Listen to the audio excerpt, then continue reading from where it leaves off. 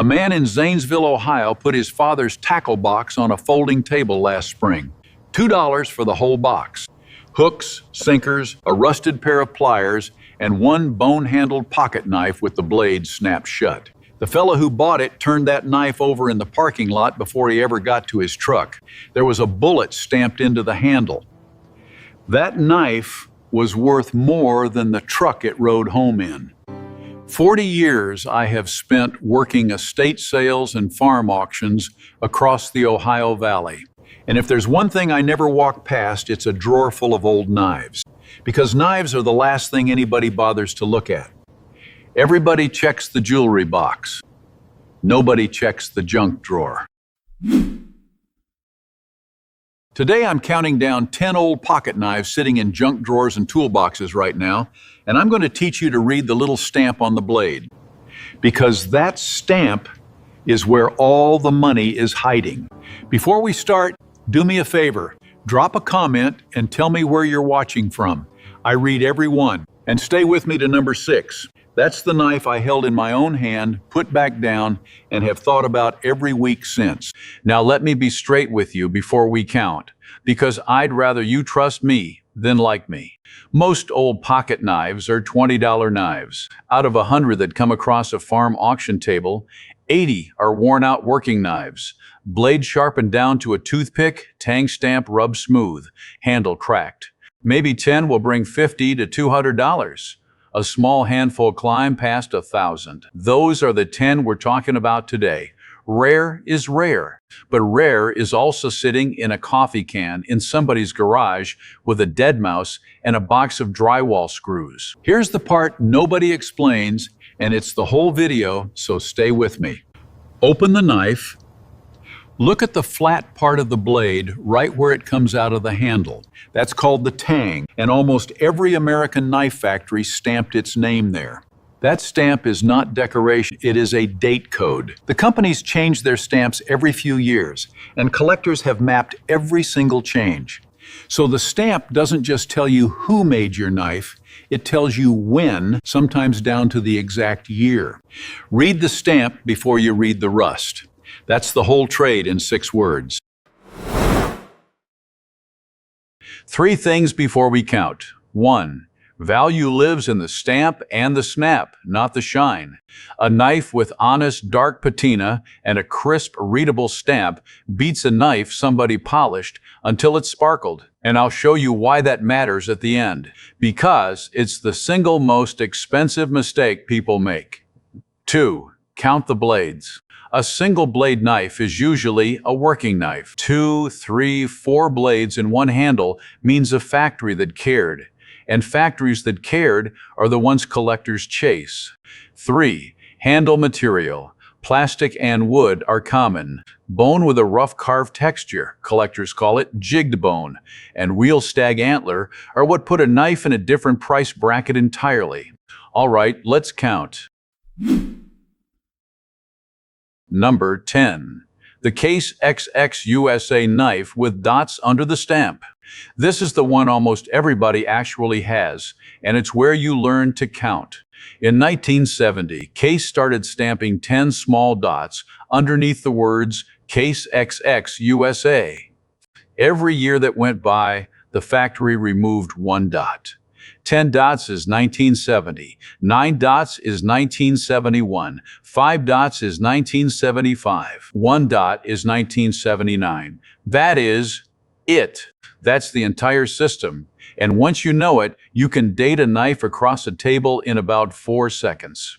Now, a common 1970s Case Stockman is a $40 to $150 knife. That's not a fortune, but I'm starting you here on purpose, because this is the pattern your eye needs to learn, and because the same company put out knives 50 years earlier that we'll get to at number 4. At a church sale outside Newark, Ohio, there was a shoebox of knives marked $3 a piece. 4 of them were junk. The 5th was a Case XX USA with 6 dots. 1974. Bone handle. All 3 blades snapping like they were new. Sold it for $90. 3 into 90 isn't a retirement, but it's repeatable, and repeatable is how this works. Your checklist. 1. Find the dots under case XX USA.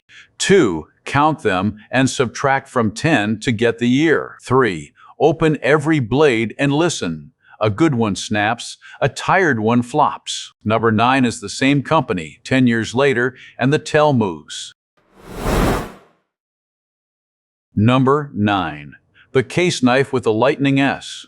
In the 1980s, case kept the dot system but changed two things, and both of them tripped people up. First, the S in case and the S in USA got a sharp angular shape. Collectors call it the lightning S. Second, the dots moved. They're no longer under the stamp. They sit above the word USA. Same rule though. 1 dot removed per year. So a lightning S with 7 dots is 1983. Why does this matter if it's only a 40-year-old knife? Because the 80s is when case started running limited patterns and commemoratives, and the bone-handled ones in clean shape with a crisp stamp have quietly walked up to the $50 to $200 range, with the scarcer patterns going past that. Your checklist. 1. Look for the angular lightning S. 2. Look for dots above USA, not below. 3. Check the handle for jigged bone instead of plastic. Number 8 is the one people throw out because it looks like government surplus. It is government surplus. That's the point. Number 8.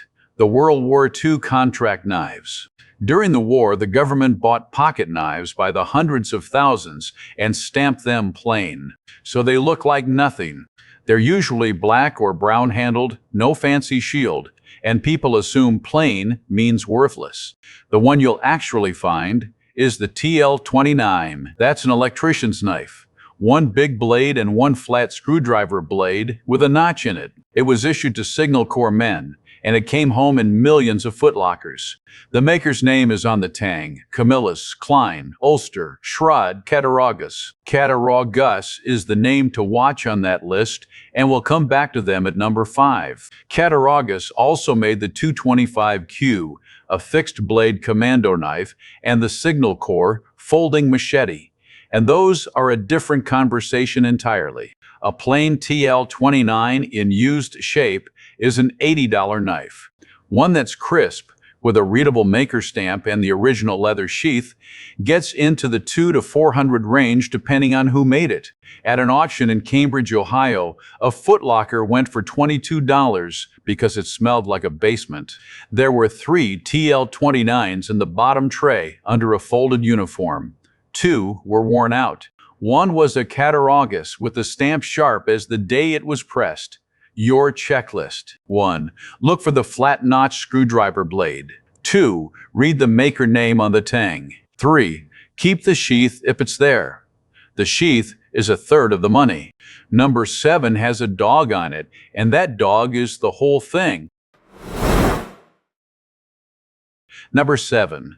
K-bar and Union Cutlery with the dog head shield. Everybody knows K-bar from the Marine fighting knife. Almost nobody knows that the same company, Union Cutlery out of Olean, New York, made pocket knives, and that some of them carry a small metal shield in the handle shaped like a dog's head. That dog head is not a logo they used everywhere. It's on particular lines, and when a picker sees one across the table, he walks a little faster. The tang on the older ones reads Union Cut Co or KA bar, Olean NY. And the Olean marking is the one you want, because it means the knife predates the moves and the buyouts that came later.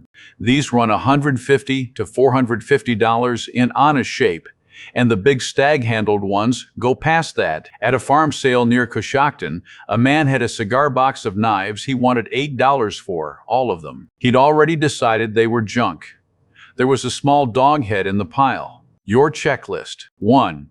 Look at the metal shield in the handle for a dog's head. 2. Read the tang for Union Cut Co. or Olean, New York. 3. Check that the shield is flush and original, not glued back in. Number 6 is where I stop being clever and tell you about the one I lost. Number 6. Schrade Cut Co. before 1946. Schrade is a name people recognize from the hardware store, And that recognition is exactly what kills these. Folks see Schrade, think modern, and price it like a modern knife. But the early companies stamped Schrade Cut Co.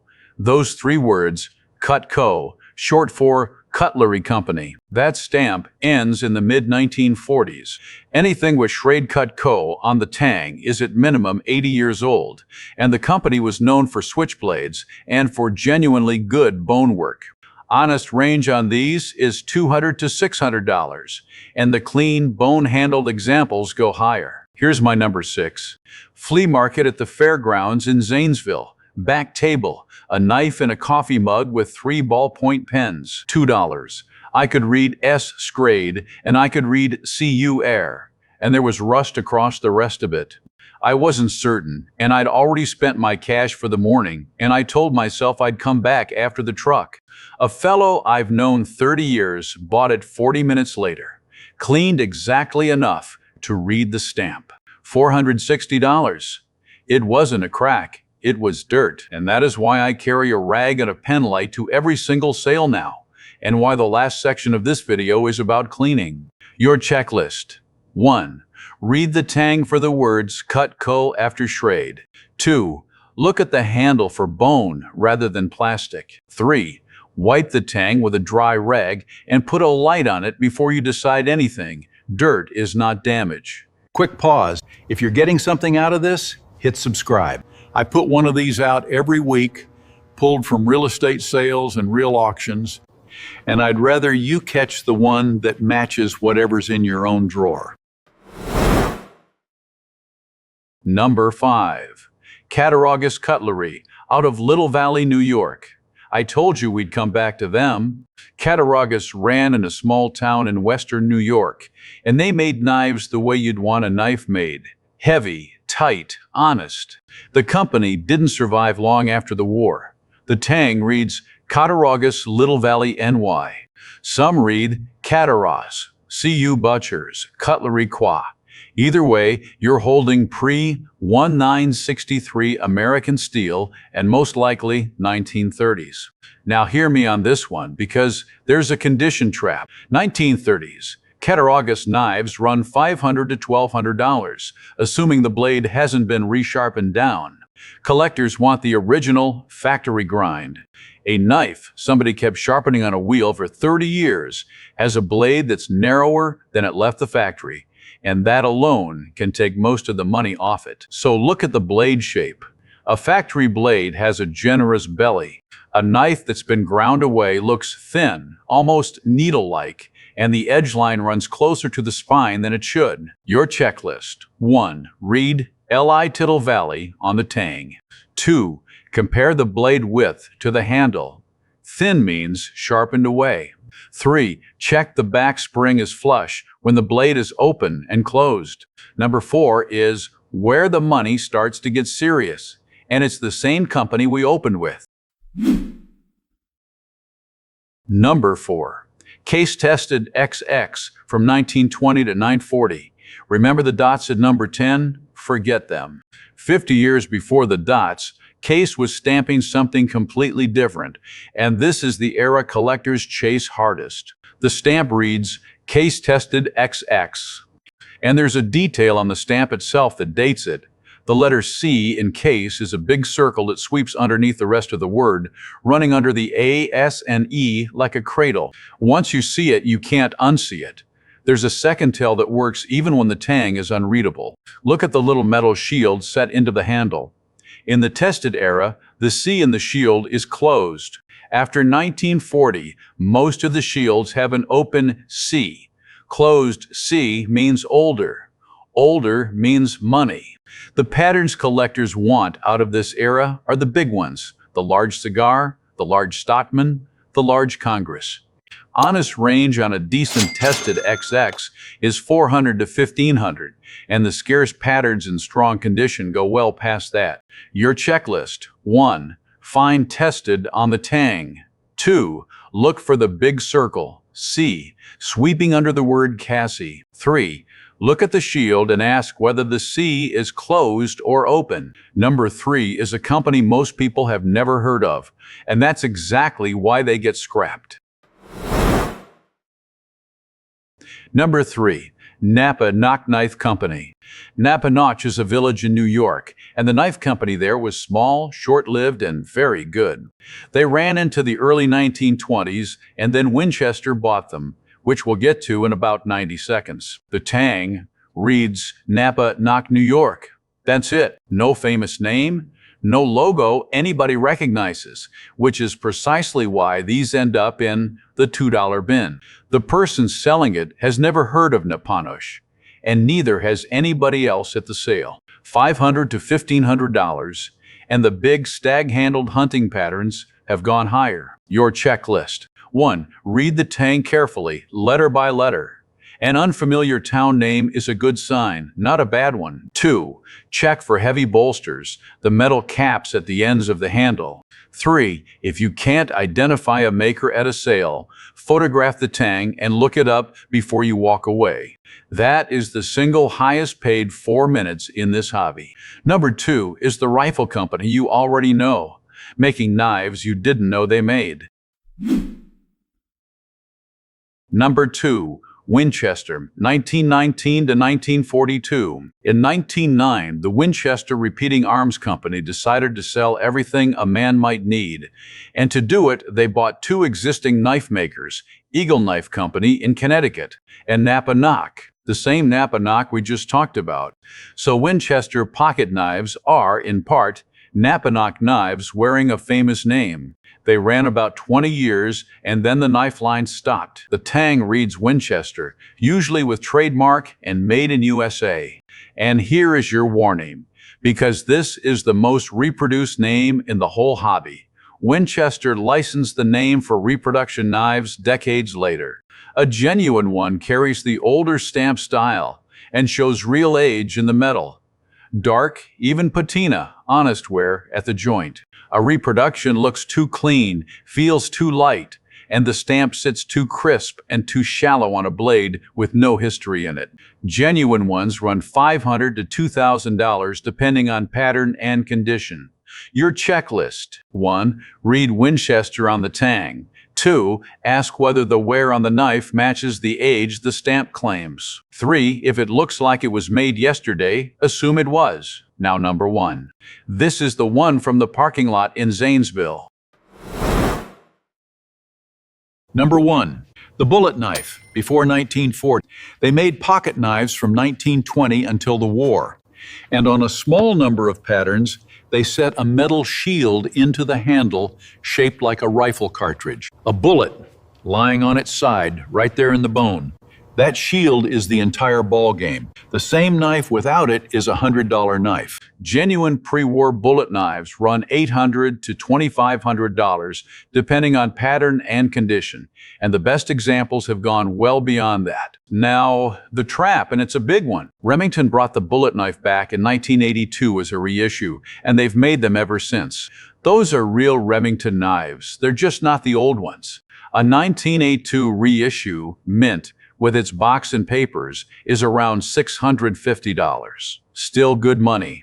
But it is not the pre-war knife, and somebody will try to sell you one as if it were. The tell is the tang stamp and the age of the metal. The old ones read Remington, UMC, those 3 letters, UMC for Union Metallic Cartridge. The reissues don't carry the pre-war stamp style, and the bone on a modern one is too even, too regular, too perfect. Your checklist. 1. Find the cartridge-shaped shield in the handle. 2. Read the tang for Remington, UMC. 3. Look at the bone under a light. Old jigged bone is irregular and uneven, and the new stuff is uniform.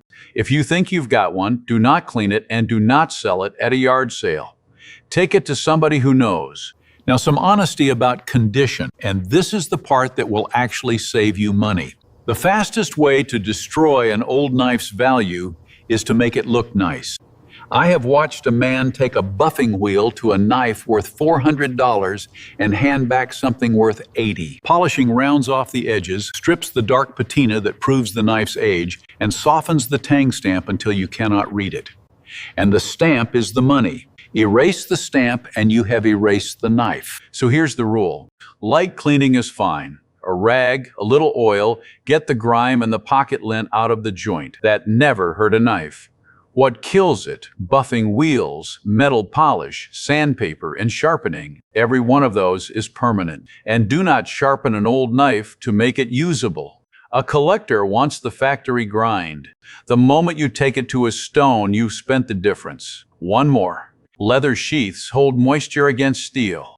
If your grandfather's knife has been living in its sheath in a damp basement since 1974, take it out of the sheath tonight and keep them side by side instead. The rule is simple.